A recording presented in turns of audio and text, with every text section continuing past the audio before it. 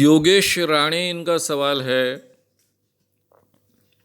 कि सम्मोहन के इस्तेमाल के जरिए कुछ हमारे मन में जो पुरानी यादें हैं वो जानने के लिए, या फिर कुछ चीज़ें हमारी गुम हो गई है वो जानने के लिए हो सकता है क्या।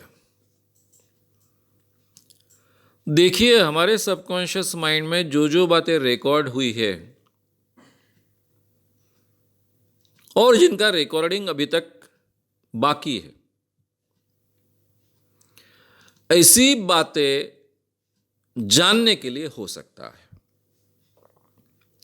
सम्मोहित अवस्था में ऐसी अगर कोई बात है जो हम जागरूक अवस्था में जिसको नहीं याद कर पाते हैं, अगर सम्मोहित अवस्था में उस बात को जानने की कोशिश की और वो हमारे ब्रेन में अगर रिकॉर्डेड है तो उसको हम जान सकते हैं। ये सम्मोहन के थेरेपी में इसका बहुत बड़े पैमाने पर उपयोग होते आया है।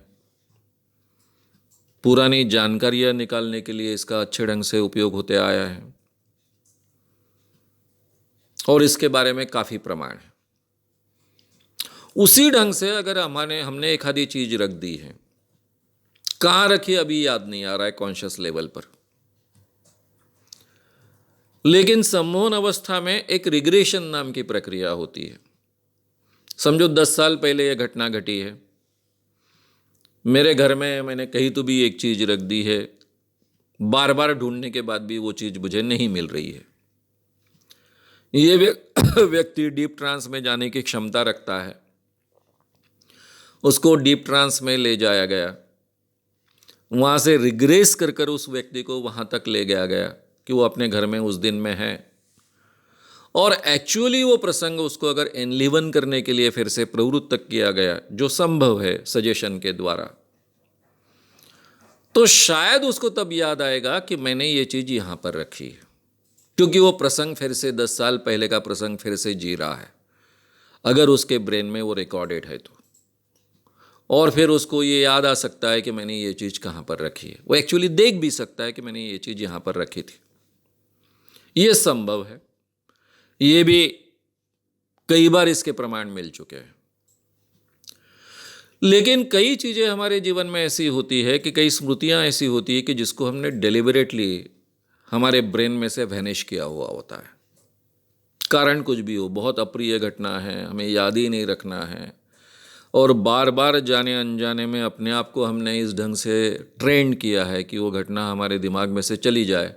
तो ऐसी कुछ घटनाएं अगर हमारे ब्रेन में अभी तक रिकॉर्डेड नहीं हैं तो वो फिर याद नहीं की जा सकती। अब इसमें दूसरी गड़बड़ है एक बहुत बड़ी, और इस कारण इस क्षेत्र पर इतना विश्वास नहीं रखा जाता, क्योंकि हमारे ब्रेन में जो रिकॉर्डेड चीज़ें हैं वो सच ही होती है ऐसा नहीं है। जिन चीज़ों के बारे में हम बार बार कल्पना करते हैं वो भी चीज़ें हमारे ब्रेन में रिकॉर्ड हो जाती है, या फिर जो चीज़ें हमारे सपने में बार बार आती है वो भी सच कर कर हमारे माइंड में रिकॉर्ड हो सकती है। और फिर जब हम हिप्नो एनालिसिस करते हैं या फिर रिग्रेस कर कर पुरानी जानकारी निकालने की कोशिश करते हैं, तब ये जो हमारे ब्रेन में रिकॉर्डेड हुई बातें हैं वो भी सच कर कर सामने आती है। अमेरिका में एक बहुत बड़ी केस हुई थी। एक व्यक्ति को उसने अपने बेटी पर, वो कुछ तो भी 9-10-11 साल की थी तब, रेप किया था, इसलिए केस चली, उसको शिक्षा हुई। बहुत गंभीर गुनाह माना जाता है अपने ही पिता ने अपने बेटी पर बलात्कार करना। और बेटी ने खुद कहा कि मेरे पिताजी ने मेरी 11वीं की, जब मैं 11 साल की थी तब मेरी इस समय में मेरे साथ में बलात्कार किया था। एक डॉक्टर ने, हालांकि पहले पत्रकार के ध्यान में आई ये केस, उसको लगा कि इस आदमी के बारे में मैंने इतना अच्छा सुना था, इतना अच्छा व्यक्ति अपने बेटी पर बलात्कार कैसा करेगा। इसलिए उसने जाकर उसकी मुलाकात ली।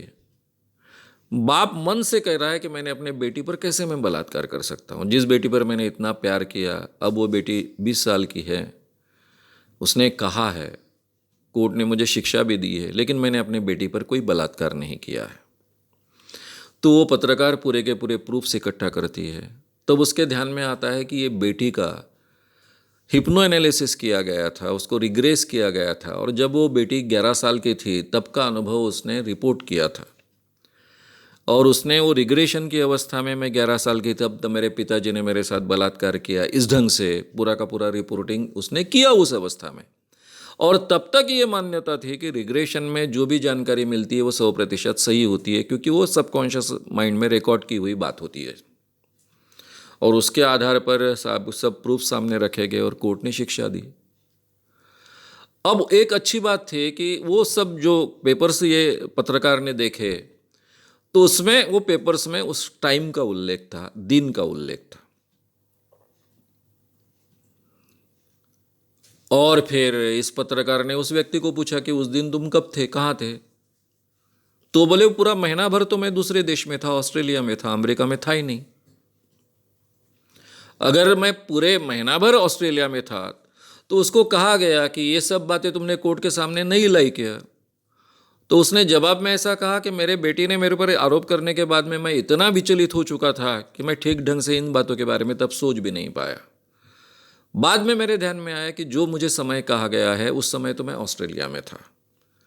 फिर इस पत्रकार ने ऑस्ट्रेलिया में ये था इसके सारे प्रूफ इकट्ठा किए। अब ऑस्ट्रेलिया से अगर आपको अमेरिका जाना है तो आप तो केवल एक ही मार्ग से जा सकते हो, वो यानी एरोप्लेन से। एरोप्लेन से जाते हो तो आपको कहीं ना कहीं आपके पासपोर्ट पर उसका सिक्का मिलेगा। वो सब के सब प्रूफ्स उसने कोर्ट के सामने हाजिर किए।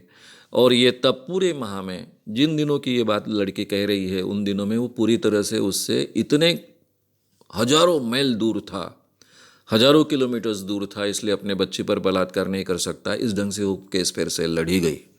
और उसके बाद में ये नॉर्म तैयार हुआ कि ये सबकॉन्शियस लेवल में जो बातें रिकॉर्ड होती है उसके बारे में जो जानकारी चाहे रिग्रेशन के जरिए चाहे हिप्नो एनालिसिस के जरिए मिलती है, उस पर 100% विश्वास नहीं रखना चाहिए।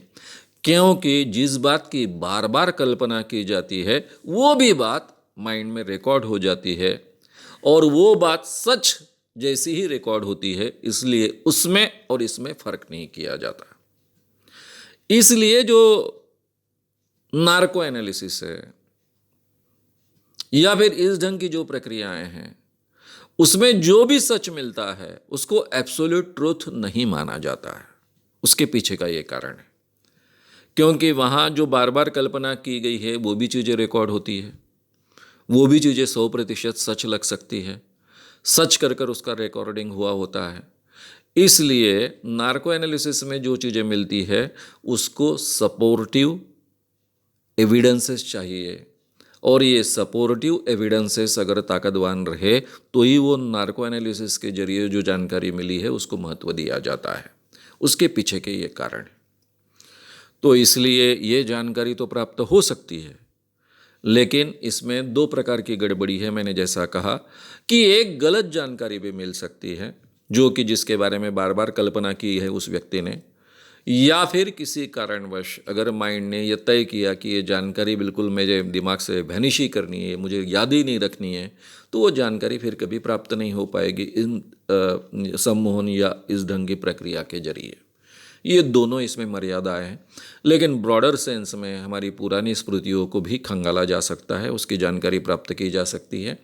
और अगर कुछ चीज़ें हम भूले हैं तो उसको भी, जैसे कहीं हमने चीज़ रख दी है, उसको भी याद किया जा सकता है। अगर आपको ये वीडियो पसंद आया हो तो उसे ज़रूर लाइक करें, लोगों में ये अवेयरनेस फैलाने में हमारी मदद करें, वीडियो को ज़रूर शेयर भी करें। तो हमारे YouTube चैनल शाम मानो को विज़िट करें। ऐसे सारे वीडियोस का आनंद लेने के लिए हमारे चैनल को सब्सक्राइब करें, उसके लिए सब्सक्राइब बटन दबाएं। नए वीडियोस का नोटिफिकेशन पाने के लिए बेल आइकन दबाएं।